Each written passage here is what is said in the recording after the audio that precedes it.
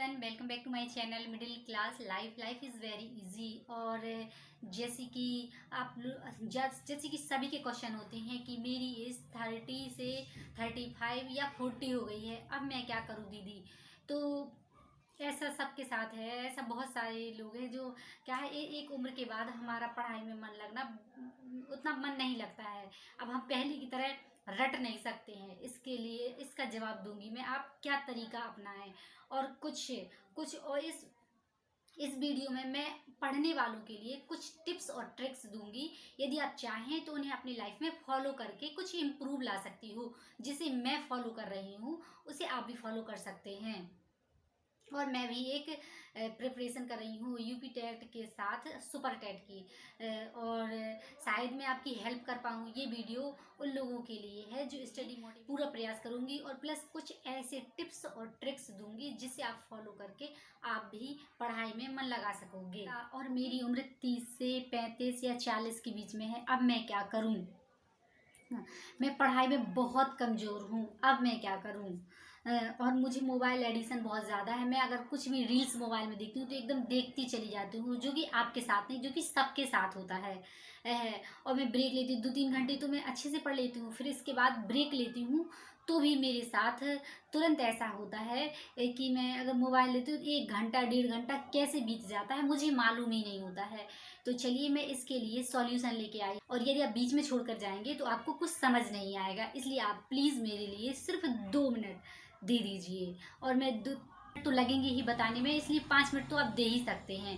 1 minute ही देख लीजिए तो शायद आपकी कोई काम की चीज़ मिल जाए। तो चलिए, जैसे कि आप मेरी एज इतनी हो गई 30 से 35 हो गई है, तो जैसे बहुत सारी महिलाएं हैं तो सोचने लगती हैं, वो लोग तो एक तो शादी के बाद उसी में रमने लगती हैं, जो कि अगर यदि हमें आगे बढ़ना है तो हमें खुद से अपना टाइम निकाल के प्रयास करना होगा। होता तो आप कोशिश करिए, लिख के याद करिए। और यदि आपको याद तब भी नहीं होता है तो आप ऐसा कर सकते हैं कि बोर्ड में लिखिए और किसी छोटे बच्चे को समझाइए, क्योंकि कोई बड़ा तो हमारी बातें समझने वाला नहीं है ना सुनने वाला है। इसलिए कोशिश करिए बोर्ड में लिखिए और बोर्ड में ही समझाइए। चाहें तो आप यूट्यूब का भी सहारा ले सकते हैं, और यूट्यूब से भी मतलब ओरल याद कर सकते हैं। हालांकि बहुत सारे मिक्सअप वीडियो हो जाते हैं, फिर हम किसी और वीडियो में उलझ जाते हैं और अपना मेन टास्क पूरा ही नहीं कर पाते। इसलिए कोशिश करिए कि यदि आप कोई चीज़ की बुक से पढ़ी, अब आपको याद नहीं हो रहा तो आप उसे साउंड रिकॉर्डर का यूज कर सकते हैं। उसे रिकॉर्ड करके रिकॉर्ड कर लिया और फिर घूमने गए तो भी अपना वो सुन लिया। कोशिश करके यदि आपने हिंदी पढ़ा और फिर हिंदी में कुछ जो इंपॉर्टेंट टिक लगा लीजिए और उसको रिकॉर्ड कर लीजिए। यदि आप टहलने गए तो उसे सुन लीजिए। और यदि आप खाना बना रहे हैं, यदि आपने बाल विकास पढ़ी, उसके कुछ क्वेश्चन रिकॉर्ड कर लीजिए और फिर करिए कि आप खाना बना रहे हैं, कुछ कर रहे हैं तो उसे दोबारा सुन सकते हैं। रिकॉर्ड करने वाला सिस्टम बहुत अच्छा होता है। यदि मैंने भी बहुत फॉलो किया है। मैंने यूपी टेट में भी फॉलो किया था और बहुत सारी मैंने एग्ज़ाम दिए जिनकी कोई गिनती ही नहीं है। यदि आप चाहें तो उन्हें भी फॉलो कर सकते हैं। और छोटे बच्चे भी हैं जो भी हैं स्कूल कॉलेज में, तो ये नियम अच्छा है, यदि आप चाहें तो फॉलो कर सकते हैं। आपको भागना नहीं है और ज़्यादा मनोरंजन के चक्कर, पढ़ने वाले स्टूडेंट यदि ज़्यादा मनोरंजन के चक्कर में पढ़ते हैं ना और ज़्यादा मोबाइल के चक्कर पड़ते हैं तो फिर एकदम हम आगे नहीं बढ़ पाते हैं।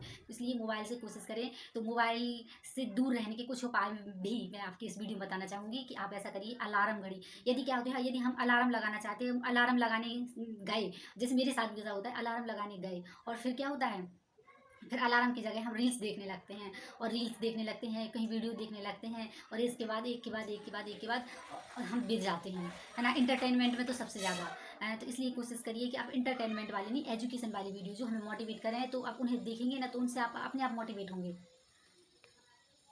सॉरी, उनसे आप अपने आप मोटिवेट होंगे। और कोशिश करना कि ऐसी वीडियो ज़्यादा, डेकोरेट की चीज़ें देखते हैं तो हमारे माइंड में वही चलने लगता है, किसी बहुत अच्छी डेकोरेशन के बारे में, एंटरटेनमेंट के बारे में, और बहुत फैशनेबल चीज़ें देखते हैं तो उन्हीं के बारे में हम दूसरों की चीज़ों में उलझ के रह जाते हैं, कन्फ्यूज होकर रह जाते हैं। इसलिए आप ऐसा करिए कि आपको अलार्म घड़ी का यूज करिए। अलार्म घड़ी का यदि आप यूज करेंगे तो आपको प्रॉफिट भी होगा, आपका टाइम भी बचत होगा।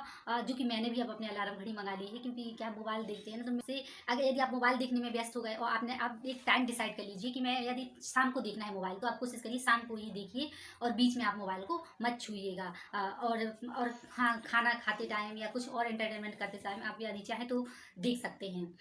और कोशिश करिए मोबाइल से दूरी बनाएं, क्योंकि यदि आप मोबाइल देखते हैं तो एक के बाद एक के बाद एक के बाद एक रील्स में बिक जाते हैं और हमारे पास इतना टाइम नहीं है कि हम बिक जाएँ, कि हम ऊँच सकें। जैसे कि अब हमारी एज 30 से 35 हो गई, तो अब हम क्या है कि हाँ, पहले 80-85 होती थी, अब तो 60 से 65 हो गई एज। लिमिटेशन भी घट के वो हो गई है, कम हो गई है। और ज़रूरी नहीं है, जस्ट ए नंबर। यदि आप जितने की वो 35 के भी हो गए हैं, और यदि आप टीचर बनना चाहते हैं या कुछ और प्रिपरेशन करना चाहते हैं या और कोई काम करना चाहते हैं, तो मोबाइल से दूरी बनाने के लिए आप यही है कि आप घड़ी का अलार्म घड़ी का यूज करिए, काउंट डाउन घड़ी का यूज करिए, जिससे आप क्या होता है अलार्म लगाएंगे और जिससे आपको बहुत फ़ायदा होगा। और अच्छी चीज़ें सीखिए। ओके, देखेंगे तो आपका टाइम भी बचेगा, प्लस आप किसी अपनी जो आप पैशन के लिए, अपनी हॉबी के लिए, यदि आपको घूमना पसंद है, यदि बात करना पसंद है, और कुछ टाइम अपनी फैमिली को भी देते जाइएगा। अब मैं वीडियो को बड़ा नहीं करूँगी, नहीं तो आप लोग छोड़ के भाग जाएंगे, और मैं ऐसा बिल्कुल नहीं चाहती। और यदि आपने वीडियो को अंत तक देखा उसके लिए धन्यवाद। और मैं और नेक्स्ट वीडियो में आपके बड़े होने के नाते मैं और नेक्स्ट वीडियो में और बेहतर कंटेंट दूंगी और बेहतर टिप्स और ट्रिक्स दूंगी। यदि आप चाहें तो फॉलो कर सकते हैं।